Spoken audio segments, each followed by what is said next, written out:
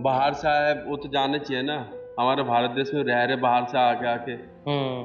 अब हमें दिक्कत है, हमारे हमें जगह नहीं मिल रहा, वो लोग आके कमा खा रहे, हम उनकी कंट्री में जाके कमा खा नहीं सकते। ये है मसला सर। फिर पुलिस बार बार क्यों आती है इधर चेक पता करने? नहीं उन लोग का क्या संभव है, हमारी को पता नहीं बेटा। इससे पहले भी आए थे, आज फिर से आए हैं? हाँ,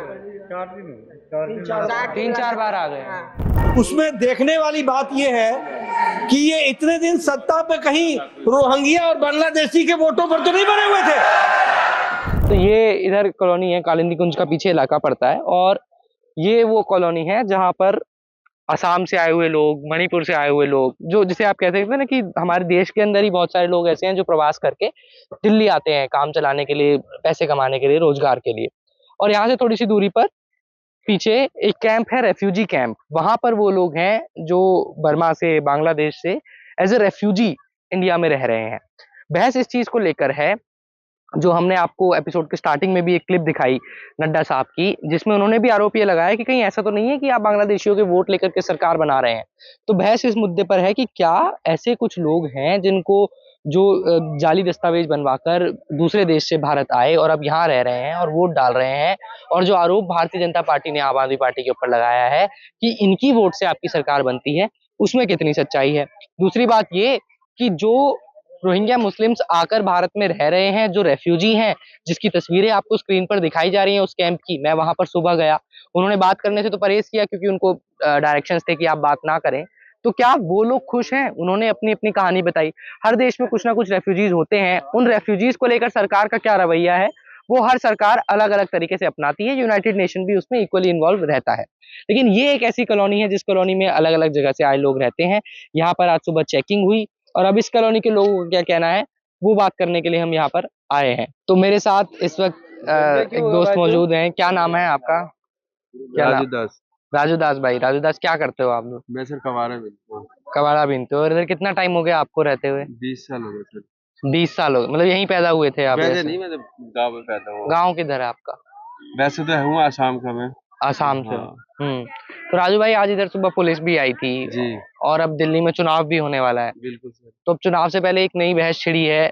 बीजेपी ने भी ये बोला है कि दिल्ली में बहुत सारे रोहिंग्या मुसलमान रहते हैं, या आम आदमी पार्टी उनकी वजह से जीतती है। आप सबसे पहले मुझे बताओ, आप 20 साल से दिल्ली में रह रहे हो, आप वोट दिल्ली में ही डालते हो? जी। वोट दिल्ली में डालते हो, तो आप इस सरकार के बारे में क्या सोचते हो जो अभी अरविंद केजरीवाल की सरकार है, आम आदमी पार्टी की? अब सरकार सर कर रही है, सोच समझ के कदम उठा रही है, वैसे कदम उठा तो सोच समझ के उठा रहा है। अब उनकी सरकार है, वो क्या करे क्या नहीं करे उनकी सोच है। और आज जो इधर सुबह चेकिंग हुई है पुलिस की, उसके बारे में आपको क्या लगता है, क्यों हुई है वो? ठीक थी, गलत ये थी? तो अच्छा है, ये होना चाहिए, इस चीज की होना चाहिए। जो बाहर से आए वो तो जाने चाहिए ना, हमारे भारत देश में रह रहे बाहर से आके आके। अब हमें दिक्कत है, हमें जगह नहीं मिल रहा, वो लोग आके कमा खा रहे, हम उनकी कंट्री में जाके कमा खा नहीं सकते। ये है मसला सर। तो इस इलाके में भी हैं कुछ लोग नहीं ऐसे सर, क्या? इधर नहीं है। इधर नहीं है सर, बटला हाउस जाकिर नगर की तरफ है। इधर पीछे भी हैं कुछ लोग ऐसे हैं जो बांग्लादेश से, बर्मा से आए हैं भारत में और अभी रह रहे हैं, फिर वो काम वगैरह भी करते हैं काम कुछ कर रहे हैं सर, काम करके खा रहे हो, नकली नकली कागज बना के रह रहे, नकली डॉक्यूमेंट वगैरह बना के रह रहे। उनको डॉक्यूमेंट्स भी बना के दिए गए हैं बना के दे रहे। फिर वोट भी डालते हैं वो लोग, ऐसा आप जानते हो कि आपने देखा है किसी को ऐसे? वोट ऐसे तो बहुत सारे जानते नहीं है, मतलब कांग्रेस के टाइम पे बना रहे थे सब कागज, जैसे बंगले सब इधर उधर सारे भाग गए सब, जैसे बैंगलोर हो गया, कुछ जाकिर नगर बटला उसकी तरफ चले गए हैं इधर। आपका क्या नाम है अंकल जी? अनोखे लाल। अनोखे लाल जी, क्या करते हैं आप अंकल? कुछ नहीं करता, घूमता रहता हूँ। इधर ही रहते हैं आप? इधर। अच्छा अनोखे जी, मेरा नाम हर्षित है। हम लोग आए आज न्यूज चैनल से। इधर सुबह पुलिस आई थी ना चेकिंग करने के लिए, किस चीज की चेकिंग कर रही थी पुलिस? पता नहीं, बांग्लादेशियों की। तो इधर रहते हैं क्या बांग्लादेशी? पता नहीं जी, मैं नहीं जानता हूँ। आप तो बड़े उम्र दराज हैं, आपको पता होगा। सुना तो है, इधर है। इधर हैं, तो उन्हीं की चेकिंग करने आई थी। पीछे की तो वोट डालते हैं आप अंकल? वोट क्यों नहीं वोट डालो, जब तक दिल्ली आए तब तो वोट ही गिर रहा हूँ। तो सारा सबूत है हमारे पास। नहीं, तो आप, मैं पूछ रहा हूँ कि आप दिल्ली में वोट डालते हैं या किसी और राज्य में आपकी वोट है? राज्य हमारा बाहर का, यूपी का है, जरा फैजाबाद का। तो वोट यूपी डालते हैं कि दिल्ली डालते हैं? दिल्ली डालता हूँ, माँ का कटी गया, वहाँ का वोट कट गया, दिल्ली डालते हैं। का प्रूफ है मेरे पास, 4 प्लॉट है। नहीं, मैं आपसे प्रूफ नहीं मांग रहा हूँ, मैं आपसे पूछ रहा हूँ कि अगर आप दिल्ली में वोट डालते हैं तो आपको सरकार का काम कैसा लगा दिल्ली का? सरकार काम तो अच्छा है। नहीं लगा अच्छा? क्यों? इतनी महंगाई हो रही है, इससे ज्यादा महंगाई है। देखो, जो साग वैसे 10 रुपए किलो बिकता था, 60 रुपए किलो बिक रहा है। कहाँ से खाएंगे?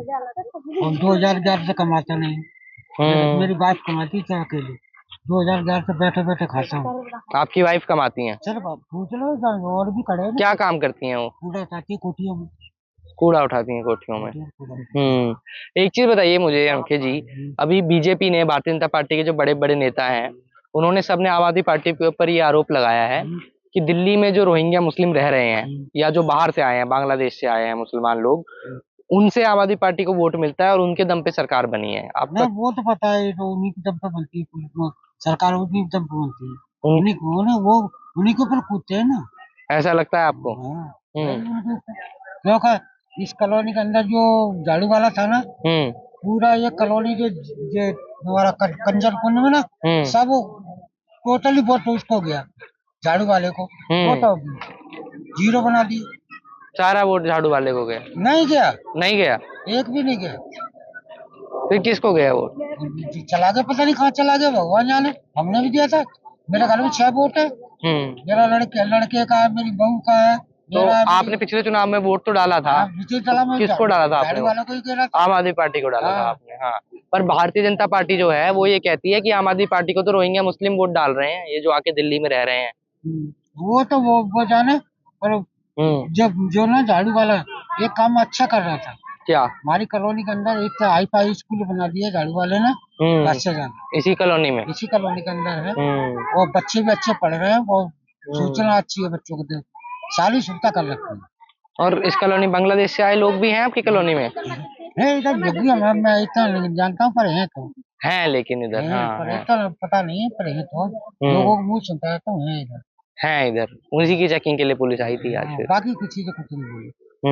बाकी जो तोड़ दो, ये कर दो, इसलिए नहीं आई थी। मिलिट्री आई थी, पुलिस आई थी। अच्छा, बाकी कुछ नहीं करा बस तो कुछ बोला नहीं। वो डॉक्यूमेंट चेक करने के लिए आए। अपने छानबीन कर रहे हैं, तो इसके कागज ओरिजिनल है, इसके लोकल हैं। तो आजकल लोग भूत चल रही है। इसके बाद बांग्लादेश में पैसा कमा रखा है, पैसे दे देते हैं, नकली कागज बनवाए हुए हैं। नकली कागज, ओरिजिनल जाके नहीं, दिल्ली का ओरिजिनल नहीं है। हमारे पास पूर्व दिल्ली का ओरिजिनल है, उनके पास नहीं है। अच्छा अच्छा, आपका तो वोटर आई कार्ड बना होगा ना? सब कुछ है मेरे पास, बच्चे से लेकर 3 साल के बच्चे तक मेरे पास प्रूफ है। बच्चे मेरे 3 साल का पोती पोता है ना, उनका भी प्रूफ है मेरे पास। ठीक है, अच्छी बात है। इस बार किसको वोट देंगे आप? हम तो कांग्रेस को देंगे भाई साहब। कांग्रेस को देंगे इस बार? देंगे भाई, जीता है यार। कांग्रेस को क्यों देंगे आप वोट? क्यों देंगे? तो कांग्रेस शुरू से ही सही रही है। नेताओं ने खराब कर रखा कांग्रेस को, शुरू से कांग्रेस सही थी। तो आम आदमी पार्टी अच्छी नहीं लगी आपको? क्यों करो, आम आदमी पार्टी को तो फंसा दिया जाल में। और भारतीय जनता पार्टी, भाजपा, मोदी जी की जो पार्टी है, गोली मारो, वो तो शुरू से नहीं था। हमने शुरू से जब तक वोट गिरे ना वो उसके मोदी के, तब तक हमने अभी तक मोदी को वोट नहीं दिया। नहीं दिया है आपने? आइए आगे चलते हैं और लोगों से बात करेंगे। क्या नाम है आपका? मोइनुल हक। मोइनुल हक, क्या करते हो आप हक साहब? एक काम करता हूँ, काम करता हूँ। तो कब से रह रहे हो आप इधर? देखो 15-20 साल हो गया। 15-20 साल हो गया। तो पहले कहाँ थे आप? इससे पहले पहले असम थे। असम में गाँव है। तो इधर कैसे आना हुआ आपका? यहाँ आ गया, काम करने आया। काम करने के लिए इधर आए हो? तो वोट डालते हो दिल्ली में ही? नहीं, असम में। वोट असम में डलती है आपकी? तो 15-20 साल तो हो गए आपको दिल्ली में? दिल्ली में हो, जो इलेक्शन आ जाएगा ढलने जाऊँ गाँव में। चुनाव आता है तो वोट डालने वहाँ चले जाते हो? तो इधर सुबह पुलिस आई थी? आई थी पुलिस। क्या बोली? पुलिस आया था, चेक कर दिया, पूरा प्रूफ चेक किया गया। तो गांव का आधार, ये वोटर कार्ड, आई कार्ड सब चेक किया। फिर एनआरसी चेक किया, सब चेक किया। तो पहले भी आई थी क्या, या आज पहली बार? नहीं, आज आते रहेगा। देखो कम से कम 1 हफ्ता से आते रहते हैं। हफ्ते भर से आ रहे हैं? 1 हफ्ता से। आगे देखो, मेरा यहाँ देखो 4 बार हो गया चेक करने के लिए। आपकी चेकिंग हो गई है? चेक हो गया। कितनी बार हुई है? 3 बार हो गया मेरा चेकिंग। 3 बार आपकी चेकिंग हो गई है? मेरा चेकिंग आ गया, पूरा चेक किया, सारा घर का चेक किया। तो क्या बोल के गए चेक करने के बाद? चेक किया मैं क्या, देख लो, जो ये आगे तुम्हारा आई कार्ड, वोटर कार्ड सब गाँव का दे दिया, लेके गया। पुलिस वाला बिल्कुल लेके गया, फिर देख के फिर फोटो खींच के लेके गया, फोटो खींच के ले गए। फोटो खींच के लेके गया। तो आपका आधार कार्ड असम का है? नहीं, आधार कार्ड यहाँ का है, वोटर कार्ड गाँव का है। वोटर आई कार्ड आपके गांव का है। तो आपको क्या लगता है क्यों कर रही है चेकिंग पुलिस ये? पता नहीं किसी से करा, वो आता रहा है, वो कोई बांग्लादेशी है ना कि क्या है, यही पूछ रहा है, यही पूछ रहा है। हम भाई देख लो NRC भी है, सब कुछ है हमारा, देख लो। मैं ये चेकिंग इसलिए हो रही है, बता रहा है भाई कोई बांग्लादेशी है कि नहीं है। भाई मेरा बांग्लादेशी है ही नहीं है इधर, नहीं, हमारे यहाँ नहीं है। तो आप लोगों को दिक्कत होती है इस चेकिंग से? बार बार होती है? तो कोई दिक्कत नहीं है, देख लो दिन में 7 बार कोई दिक्कत नहीं है। क्या दिक्कत है मेरा, सब कुछ है। भारत का रहना है, भारत का रहने होगा, तो बांग्लादेशी थोड़ी हूँ मैं भाई, डरता हूँ, डर के भागूंगा, इसलिए भागूंगा। तो मैं भारत का बंदा हूँ, भारत से कहाँ जाऊंगा। यहाँ मैं आ गया, यहाँ तो एक भी नहीं है, पूरा फैमिली मेरा यही है, पूरा फैमिली यहाँ है, सबको देख लो NRC सब कुछ है। तो असम का NRC बना हुआ, तो सबको बताया ना, असम का हो गया, सब पे है, सब कुछ मेरे पास है। अब बहस दरअसल ये छिड़ी है कि जो लोग आए हुए हैं दिल्ली के अंदर, वो लोग लीगल तरीके से आए हुए हैं या नहीं आए हुए हैं। अरविंद केजरीवाल अलग अलग जगह इंटरव्यू देते हैं तो वो कहते हैं जी मैं थोड़ी लेके आया, वो तो बॉर्डर से आए, तो बॉर्डर कैसे क्रॉस कर गए, ये भी एक सवाल है। दूसरा सवाल ये है कि इन लोगों की चेकिंग हो रही है। अब ये असम से, मणिपुर से आए हैं, छोटा काम करने वाले लोग हैं, दिहाड़ी पे पैसा कमाते हैं और अपना जीवन चला रहे हैं।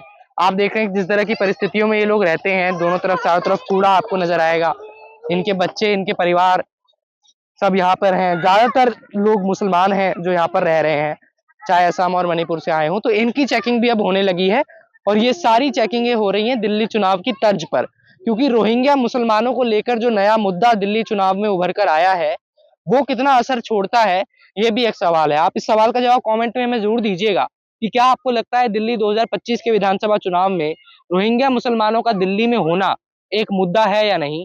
और दूसरा बड़ा सवाल ये कि क्या अगर रोहिंग्या मुसलमान जो इलीगल तरीके से दिल्ली के अंदर हैं, जैसा कि देश के मंत्री जी ने, JP नड्डा साहब ने कहा, और भी इस तरह के नेता हैं जो ये बातें कहते हैं, तो इसकी जिम्मेदारी पहले किसको लेनी चाहिए?